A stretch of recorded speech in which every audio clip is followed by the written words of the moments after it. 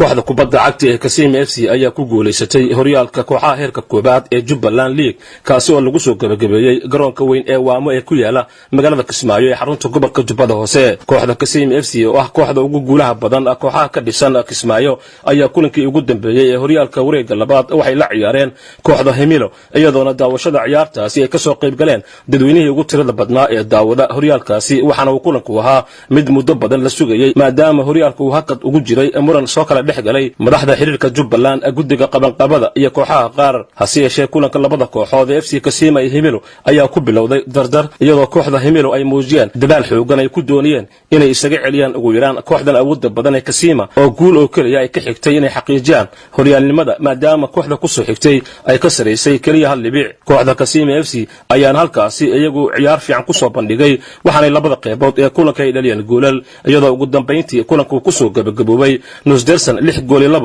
oo ay guusha ku raacday kooxda Kassim FC sidaana ay horyaalka mar kale ku xaqiijiyeen iyagoo keensaday 27 dhibic halka kooxda JBC oo ay aad u xafiltamaan ay gashay kaalinta labaad iyagoona la yimid 23 dhibcood hal kulan oo u haray. toobaraha kooxda Kassim FC Cali Yaasiin Jaamac Ali Duldul ayaa ciyaaraha FM uga waramay dareenkiisa kadib markii ay xaqiijiyeen horyaalka Jubbaland. wallahi zaino leo ma sha Allah thank you aba ma staado oo idin ma cilli yaagado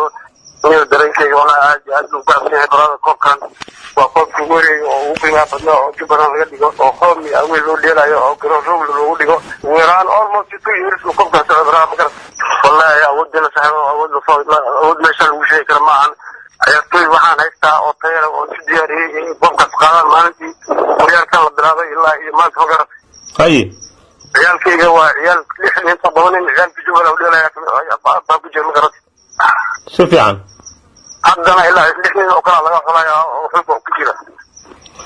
waateen goolma marka imika koobkii waad ku guuleysateen oo 27 dhibcood ku qaadeen goollarinta tartanka ku guuleystay goorma idin guddoonsiin doona koobka oo insha Allah si rajaynayo xiriirka Soomaaliya maanaha madaxweynaha Cabdullah Sidaar maanayo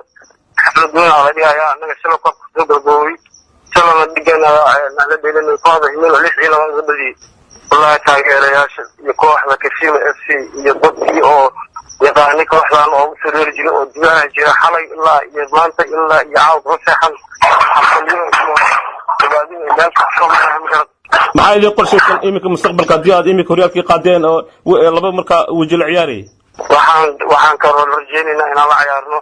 maamul goboleedada 6 maamul goboleed naadiyaashooda naadiga horyaalka qaadeen tiim kasta oo hadda ka hor baad soo mareynay ay balantan ahayd